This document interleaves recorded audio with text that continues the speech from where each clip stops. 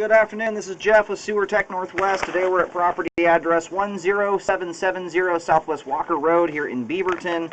We are located down in the crawl space. We're up against right near the front foundation wall, right underneath the hallway bathroom. We've got a 4-inch cast iron clean out here as our point of access. We're going to insert the camera and check the overall condition and serviceability of the sanitary sewer line. We do have water currently running. I just zeroed out the foot counter there at the bottom of the cleanout. And we're going to keep the camera moving quickly.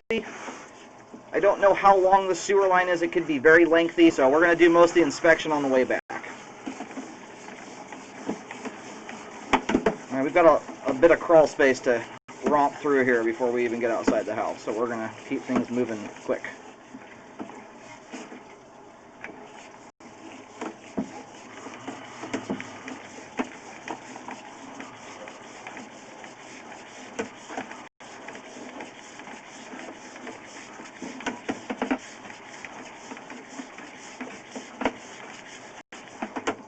All right, we made a transition there just a moment ago. Would appear over to transite concrete. That appears to be transite, which is different from aggregate concrete. It has asbestos fibers in the concrete mix versus aggregate rock.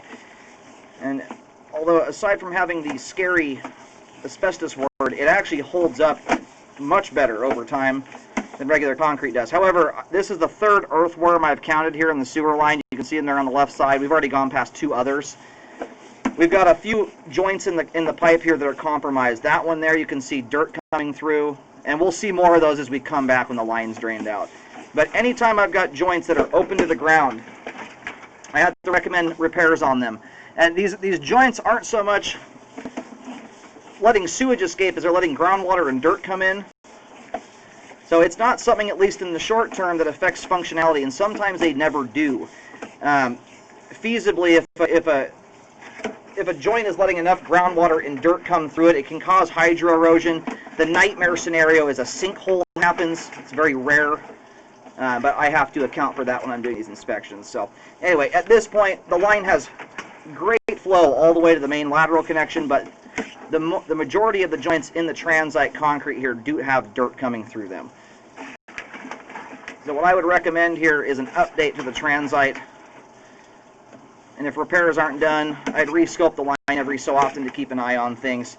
It also makes the joints more susceptible to root intrusion over time. We're going to go locate here while we let the line drain out.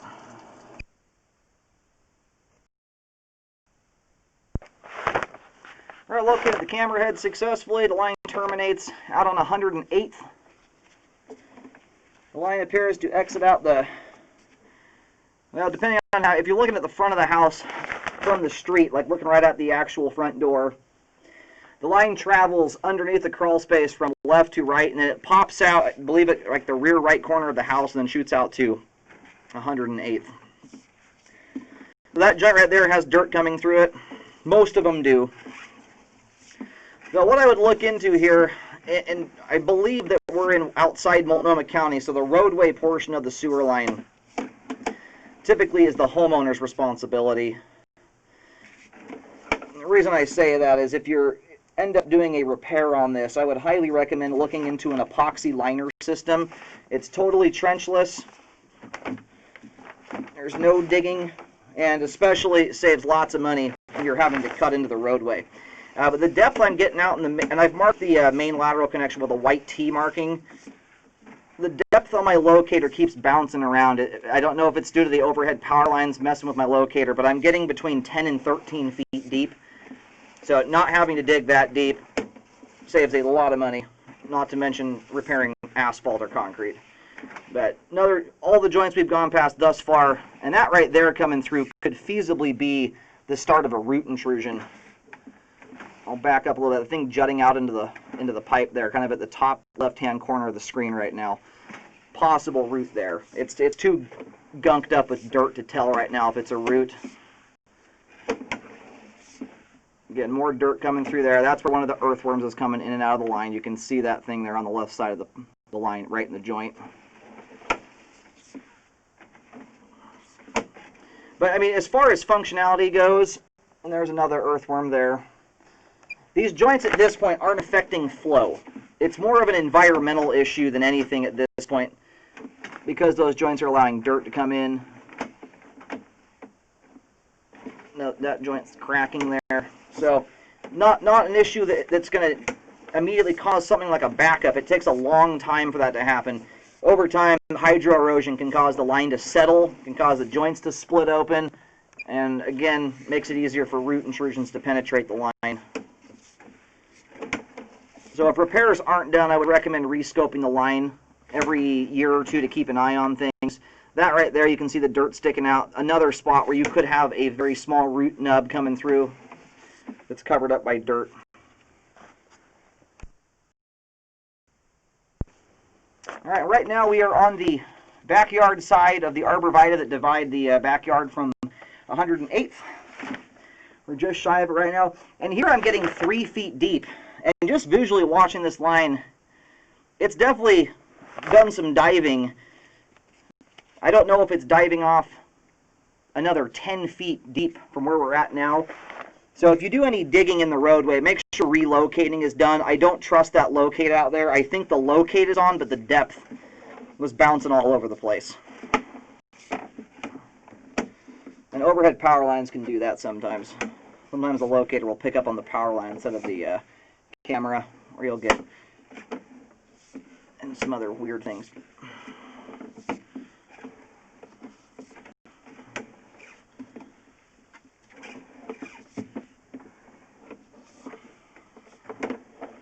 Yeah, a whole bunch of earthworms here. Pretty much every joint in the sewer line is open to the ground to some extent or another. None of them I've gone past so far, though, are gaping wide open. So if you are losing sewage, it's probably fairly minimal. Water typically... Oh, it looks like we've got some roots that are coming through here. So we do actually have a root intrusion in line. And a big one. That one's blocking most of the sewer pipe. We're definitely going to get that repaired there. That one, if I were to pick any part of the sewer line, it'd be these roots to get repaired. At this point in this line's existence, though, when they're of this age, I generally recommend full updates rather than spot repairs. I still recommend this entire concrete section here be updated, but this right here is the most significant problem I've seen thus far.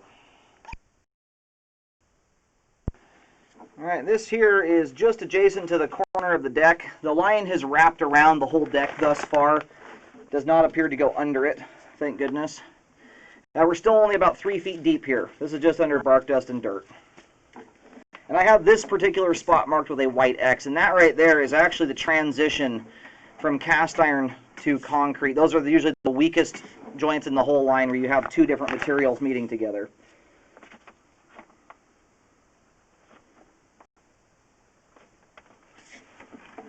And we'll see how the cast iron pipe here looks, but I would recommend that entire section of transite concrete be updated.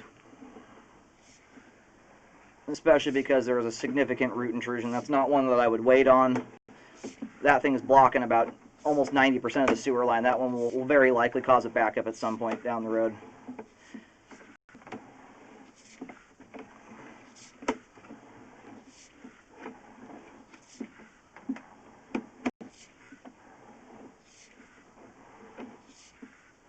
We got a couple little items caught in the line here. Most of them are out of the flow line. I don't see any secondary buildup on top of them. And when it comes to cast iron, you can see how it's kind of rough and bumpy on the inside. You've got a little bit of rust scale that's developed here. I generally don't recommend descaling cast iron unless there's significant buildup associated with it, because descaling can be hard on cast iron. It can prematurely wear it out. And so I only recommend it when it's absolutely necessary. Now, I have seen descaling jobs go south where someone's knocked all the rust bits loose but can't get them out of the sewer line. You end up with a bigger problem than you had before. So there's about 3 or 4 different wipes in the line. At this rate, I don't recommend messing with them. And this right here looks like a clean out. I'm going to mark this. I'll write CO on the ground. That should be right up next to the foundation wall. Now, in the event you do a liner, it'll be a much easier spot to do the work from.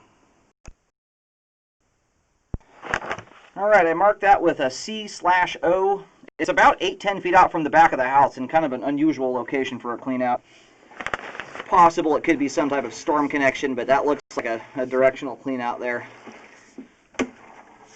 And the line actually does not travel through as much of the crawl space as I had originally thought. It pops out of the back of the house about halfway across the back if you're walking along the back of the house. And just make sure that people know that that's not a repair marking. That's simply just to show people where the clean out is in the event that someone comes out here to do a liner on this thing. Got a little piece of rust scale there. Got no buildup on it. That actually might be a chipped off piece of cast iron from when the updating was done that kind of solidified in place. I don't see buildup on that stuff. I generally don't recommend drain cleaning it in cast iron pipe anyway. Alright, we're going to go ahead and reel the camera out of the sewer line. All the cast iron pipe we have scoped here today appears to be in, I would say, fair to medium or fair to good condition. A little bit of rust in it, but overall very clean, drains very nicely. As for the Transite concrete, I recommend a full update there. You've got a massive root intrusion at 63 feet, and then every joint beyond that has dirt coming through it, earthworms. I recommend that whole section be updated. After any repair work is done, I highly recommend rescoping the sewer line to check the work. It's very important to do that.